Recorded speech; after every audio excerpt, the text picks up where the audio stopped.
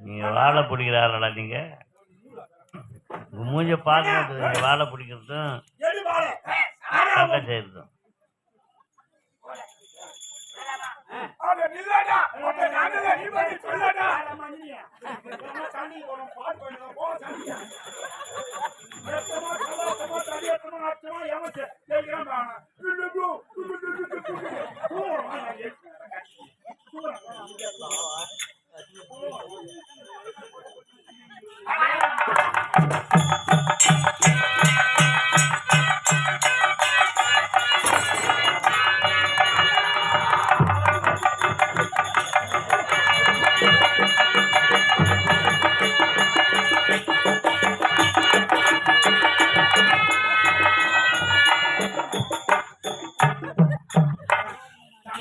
இதுக்கு மூல காரணமே இவனை முதல்ல விடாதீங்க.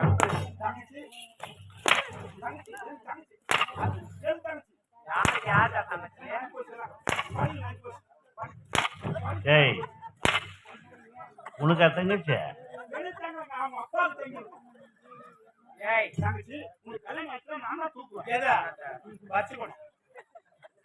அந்த பாசம்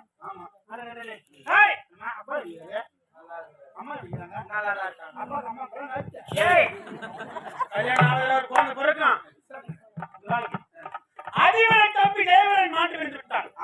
இவன் மழுத செய்தியை அவரோட அண்ணன் ஆமா அதிபரன் அவங்க போய் தம்பி மாட்டு விட்டார். அந்த தகவலுக்காக தான் என்ன உயிரோட விடுறேன். என் மயிரை புள்ளி தான் அனுப்புவேன், உயிரத்துன்னு அனுப்புவேன்.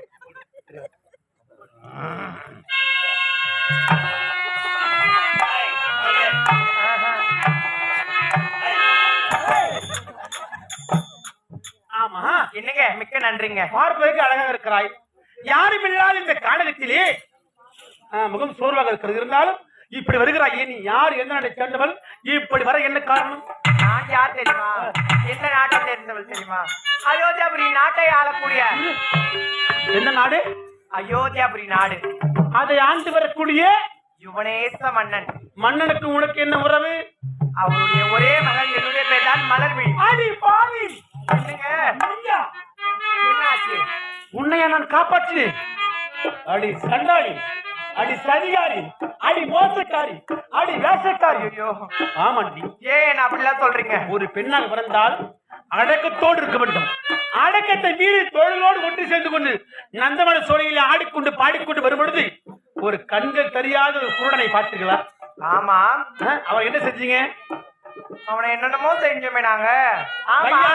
கால உடைப்பதும் அவன் கரத்தில் ஓட்டையெல்லாம் கொடுத்துருக்க அல்லவா? கொடுத்தோம். அந்த கண்கள் தெரியாத அந்த பாவி ஞானவன் யார் தெரியுமா? அன்று கண்கள் தெரியாத வந்து உங்களிடத்தில் அடியும் உதயம் வாங்கி அந்த படுபாவியே நான் தான். நீங்களா? ஆமா. ஐயோ, நீ செத்துனாலும் சந்தோஷப்பட்டேன். ஐயோ, அப்படியெல்லாம் எதுவும் சொல்லாதீர்கள். ஏதோ தாயில்லாத பிள்ளை தெரியாமல் செய்து விட்டேன். நான் செய்த பிழைக்கு நான் இப்போது உங்களிடம் மன்னிப்பு கேட்டுக் கொள்கின்றேன். மன்னிப்பு? சரி, என்ன மன்னிக்க மாட்டேன். ஒரு பெண் என்றால் பேய்க்கு மனவரன். நான் சாதாரண மனிதன் தானே.